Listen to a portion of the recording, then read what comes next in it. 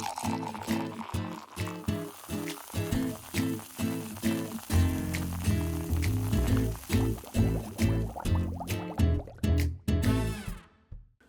folks, I hope you had a great Thanksgiving. We've got something a little different today. As you may know, we don't have a full-time staff here at Legends of Lemp, so when a holiday rolls around, you either have to come with us or we don't make a video. So today I'm taking you with me to my Thanksgiving in South Carolina, where I'm going to check on a little project that we've been working on. And so buckle up and come along with me as I visit this special project that I would like to show you. Okay, first travelogue entry, heading to Greenville, South Carolina. For Thanksgiving, I got the kids with me. We're all loaded up and ready to go. So it's going to be a long drive, maybe 10 hours.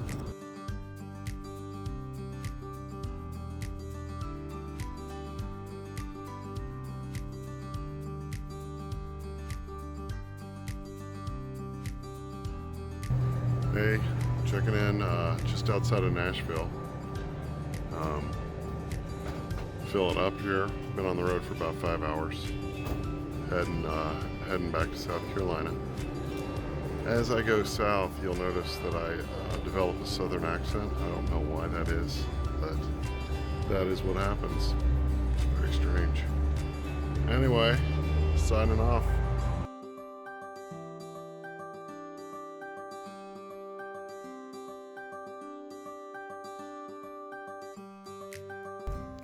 Well, we just made it to Greenville, South Carolina, which is where I'm from. And it's good to get out of the car. It's been about 10 hours of driving from St. Louis.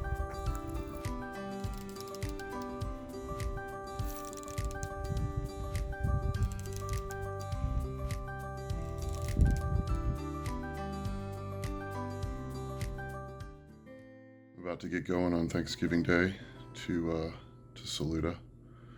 And I'm just gonna lay out the story real quick on why I do this every year. And so when my wife passed away, I needed to make sure that her parents knew that that they would never go a year without seeing the kids. And so it's a sacred pledge that every year we'll make a journey to Saluda, South Carolina for Thanksgiving. It's the most important holiday in their family. And that happens every year. So the other thing that I committed to was to help her brother get out of a rental house. He's living in a 200-year-old ramshackled rental house that is unsuitable for his children. And so when Libby passed away, I wanted to, make sure that we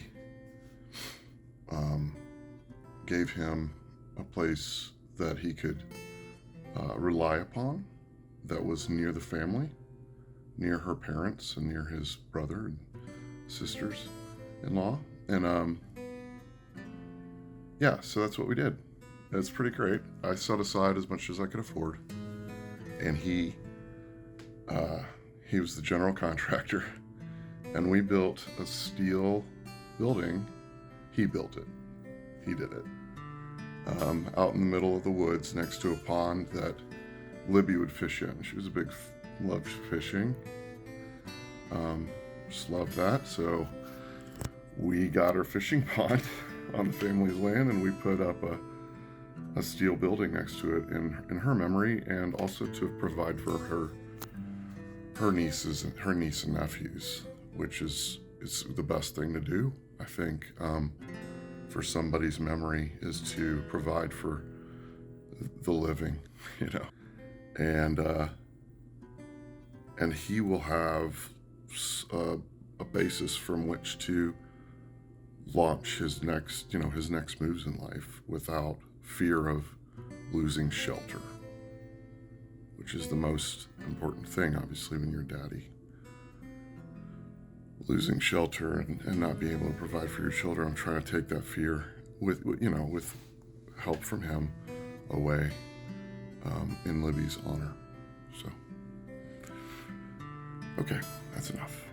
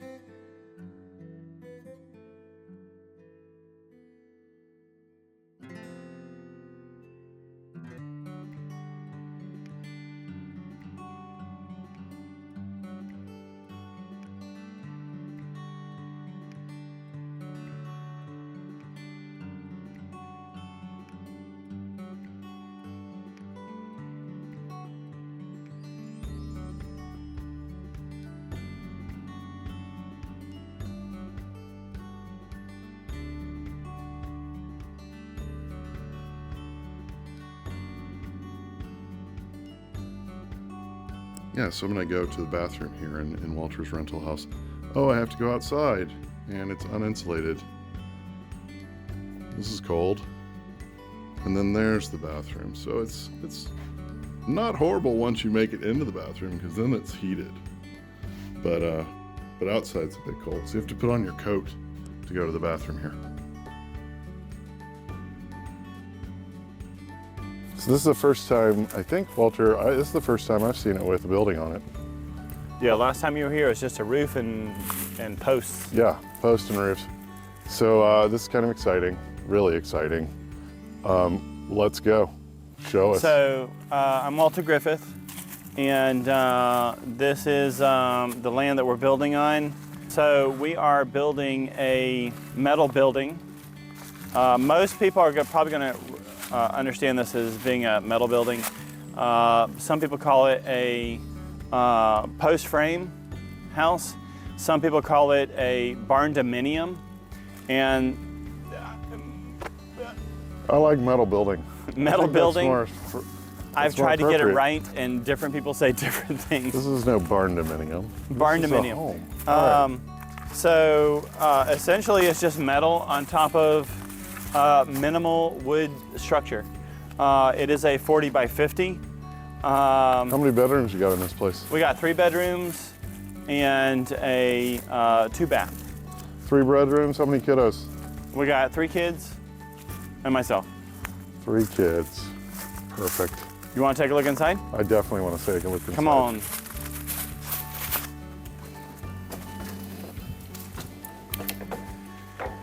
So it is 2,000 square feet, 40 by 50. And this right here is the communal area. Nice big place, huh? Yeah. Feels good. So right over here, we're gonna have the television couch area. I do plan on having right here between the windows and the door an in-house beehive that swings out. It'll be easily manageable right beside the door. Over here, there's going to be, this refrigerator is going up against a wall. From there, there's going to be cabinets from here to there. And right here, where you can see the plumbing, is going to be the kitchen sink. And I've decided to put in the dishwasher at a 45-degree angle right there inside the corner to utilize that 45-degree angle of wasted cabinet space. So it's going to be shoved in right there at a 45-degree angle. And all of this is going to be counter space. I do have a large wood-burning oven stove combo that's going to go right here. So I've got to put in the piping for the wood exhaust going right here. Here's the hallway and the main entrance area. I've already got the ping pong table, which goes here, but can be removed. The ping pong table can be removed and pushed away. So this area will be very liquid. We can clear it out or turn it into a ping pong tournament area. Right here, there's going to be a food table, and right over here, we've already got the pool table going in right here. Pool table. Okay, there's so much to unpack in that entire thing. We got to go first to the live beehive. Let's go. What are you talking about? Let's go over there and talk about that. All right. So you can Google it if you are curious.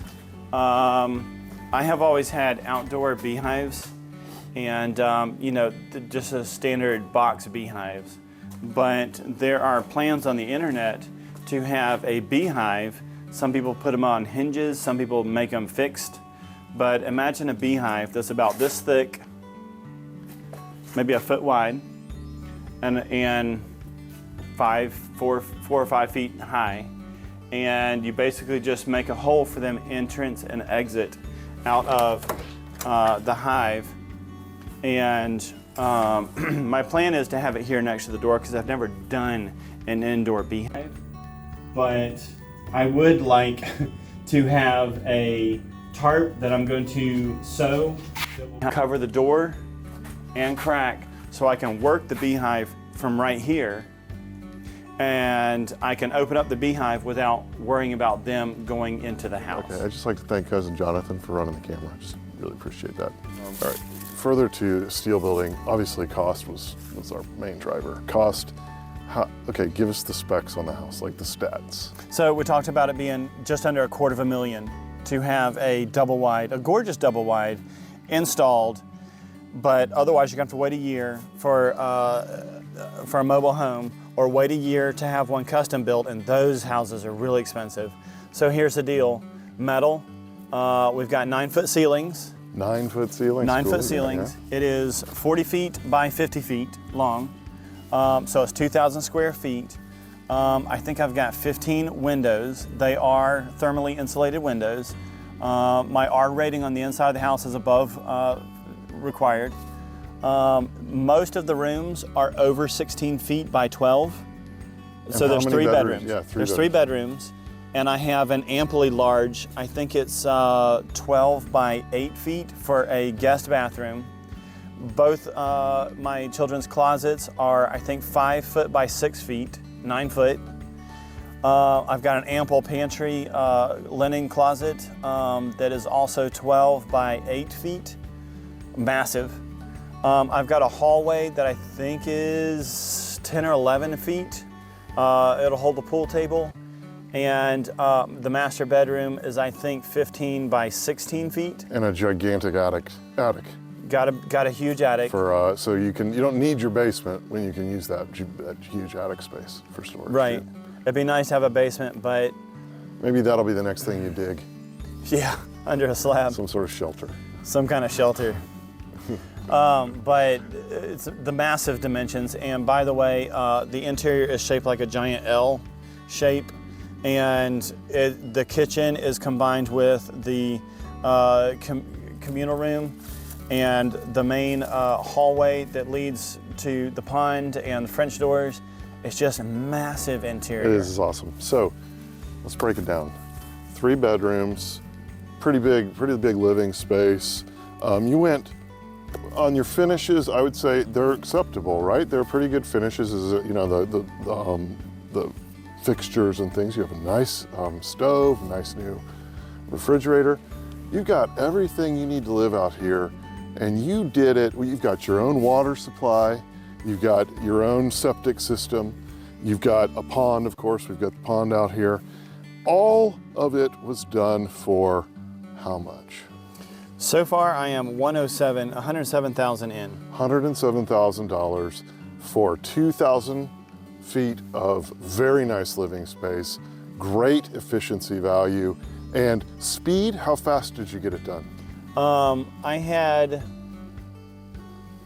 $27,000 worth of lumber and metal delivered in June. Okay, so and today is Thanksgiving. It's Thanksgiving, right? So November. Wow. So this was just started in the summertime, and you're seriously, after you do a little bit more framing and then drywall and mudding, which is never fun, and then a little bit of painting, and then you're in, right? HVAC. Having contractors be able to work their schedule to get there together and zipper in with each other is the most difficult part. For sure. But you play it cool, you work with them, they come out, they do good work. But as far as the posts, the purlins, the trusses, and the ceiling, that took 2 days for them to install, 2 days. And then once we had the inspections and the underground plumbing and the concrete poured, then they came in and put up the exterior and windows and doors in a day and a half. Amazing. So it was more about scheduling than really time working, which it is for everything, yeah. So last thing you probably tell us is like what kind of differences is this going to make for your family and your life? Man, this is going to be like heaven. It's going to be just incredible.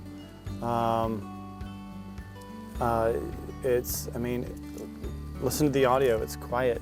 You hear crickets. A car passes every 2 hours. We got a pond, it's stocked with fish. There's just woods the kids can play and do what kids love to do. They have massive rooms for themselves. There's gonna be 2 restrooms now. They're not going to have to go in a line for showering and getting cleaned up in the evening because there's a shower and a shower bath. There's a communal area. They can eat in the living room now because the living room is the kitchen. Hey, so yeah, Thanksgiving is over. Thanksgiving lunch in Saluda, South Carolina is over. Driving back home here through the boondocks and just kind of decompressing from the day. So got to talk to Walter a lot about that steel building, and I'm really heartened by it. I feel like we pulled off something really big with just a minimal amount of investment, and we could provide a really awesome home for an affordable price, which is unheard of these days. It's 2022, guys. Late 2022. Worst time in the world to be building a house. And we pulled it off. Well, Walter did it with hard work and a lot of homework. And we did. We looked at all kinds of different options. You know, we were like, would it be better to pull a trailer on there? Because there aren't any, like, a lot of counties have issues with putting trailers or, you know, having mobile homes now. They restrict that through zoning, but they don't have any of that problem out here in Saluda. That was not the issue. It was really cost. It was purely cost. We did not have much money, and we had to get a house that was awesome, and Walter nailed it. He really did. I'm excited about it.